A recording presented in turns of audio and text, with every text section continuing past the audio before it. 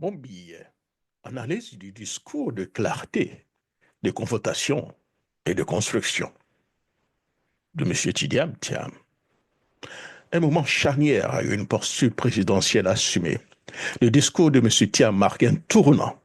Il ne s'agit plus simplement donc d'un appel à la mobilisation politique ou d'une réaction à chaud, mais un discours de chef d'État assumé dans le ton, la posture et le contenu.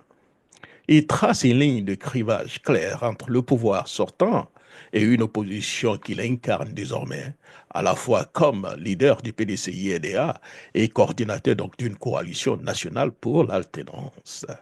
Le numéro point 2, la centralité des thèmes de la dignité. En évoquant donc le mot dignité à plusieurs reprises et en le rattachant donc à la mémoire du président Félix Houphouët-Boigny, Thiam réussit donc le double coup politique. Je rappelle l'héritage moral et historique du PDCI-EDA. Il met donc en accusation implicite le régime actuel, présenté comme auteur donc d'une forfaiture en rupture avec donc les valeurs fondatrices de la République. Ce choix lexical fait écho à une donc, dimension morale de l'engagement politique capable de rallier au-delà des clivages partisans. Le troisième point, c'est donc une dénonciation frontale donc, de l'appareil de l'État instrumentalisé. Thiam dénonce avec précision donc, les acteurs du processus de radiation, des plaignants membres du parti au pouvoir, des avocats proches du pouvoir, des juges nommés par le pouvoir. Il en résulte donc un message limpide. La justice a été donc instrumentalisée pour éliminer donc un adversaire politique gênant. Cette dénonciation vise à décrédibiliser la légitimité institutionnelle du régime actuel, tout en appelant à la vigilance démocratique. Le quatrième point donc, du message de M. Thiam, le leadership confronté par donc des faits et des chiffres. M. Thiam n'avance pas seul. Il s'appuie donc sur des chiffres pour démontrer sa popularité et son ancrage. 96% lors de son élection à la tête du PDCI-EDA, 99,5% lors de sa désignation comme candidat, 57% des intentions donc de vote contre 41% M. Ouattara au second tour d'un sondage international. Cette stratégie donc des chiffres n'est pas anodine. Elle permet donc de transformer donc une injustice perçue en force politique. Le message est clair et l'on veut m'éliminer. C'est bien parce que je suis en tête. Le cinquième point de l'intervention de M. Thiam, un appel à la résistance démocratique non violente.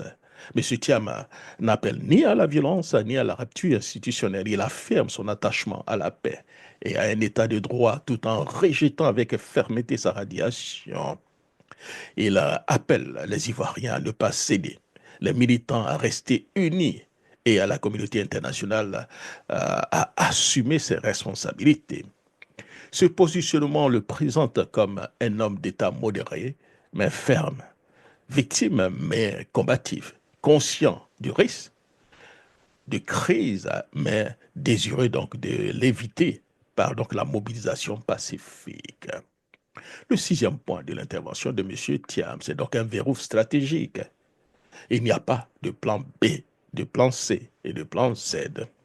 Cette phrase clé, comme un verrou politique, elle signifie pas de compromis avec donc la forfaiture, pas de remplacement de candidature, Thiam par un autre, pas donc de désunion interne au PDCI-EDA. C'est un message à la fois interne pour rassurer et discipliner donc les militants, à l'externe pour permettre donc pour mettre donc la pression sur les institutions nationales et internationales. En conclusion, ce discours est un acte fondateur donc dans la campagne présidentielle 2025. Thiam se positionne clairement comme le porte-drapeau d'une alternance démocratique face à un système qui cherche à verrouiller le jeu électoral. Il conjure donc les ressorts donc, de la légitimité historique, de la légitimité populaire et de la légitimité morale. C'est donc un discours de rupture, mais aussi un discours d'espoir qui trace donc les contours d'un affrontement décisif entre le droit du peuple à choisir librement son avenir et la tentation donc d'une confiscation de pouvoir par l'exclusion. C'était donc mon billet donc d'analyse d'un discours du président du PDCIDA, M. Cheikh Tidiane Tiamement et sûrement.